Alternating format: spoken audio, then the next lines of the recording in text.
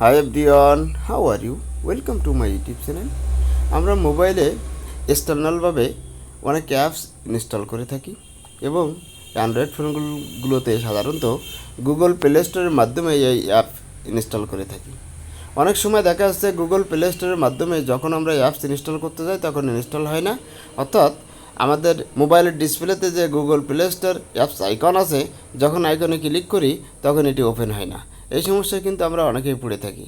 এই সমস্যা যাদের হয়ে থাকে তাহলে কীভাবে এই প্রবলেম সলভ করবেন আজকের ভিডিওতে সেটি দেখিয়ে দেবো।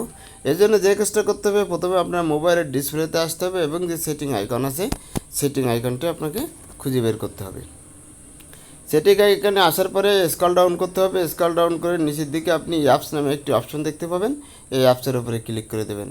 এখানে ক্লিক করলে ঠিক এরকম একটা ইন্টারফেস আপনার মোবাইলের ডিসপ্লেতে শো করবে। এখান থেকে ম্যানেজ অ্যাপসে ক্লিক করতে হবে। ম্যানেজ অ্যাপসে ক্লিক করার পরে আপনার মোবাইলে থাকা সব ধরনের ইন্টারনাল এক্সটার্নাল যে অ্যাপসগুলো আছে অ্যাপসগুলো কিন্তু এখানে শো করবে। এই জন্য এই পেজটা আসতে একটু সময় লাগতে পারে। এরপর স্ক্রল ডাউন করবেন। স্ক্রল ডাউন করে আপনি নিচের দিকে খুঁজতে থাকবেন যে অ্যাপস আপনার দরকার। যেহেতু গুগল প্লে স্টোরে অ্যাপ দরকার, আমি এটি পেয়ে গেলাম। এই অ্যাপসের উপরে ক্লিক করে দিলাম।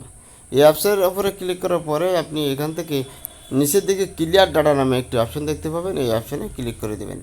এই অপশানে ক্লিক করার পরে আপনি দেখতে পাবেন যে ক্লিয়ার অল ডাটা একটি অপশন আছে। এই অপশানে ক্লিক করলেন।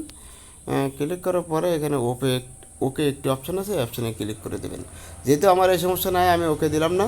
যাদের এই সমস্যা আছে তারা ওকে দিবেন। ওকে দেওয়ার পরে আপনি এখান থেকে বেরিয়ে আসবেন।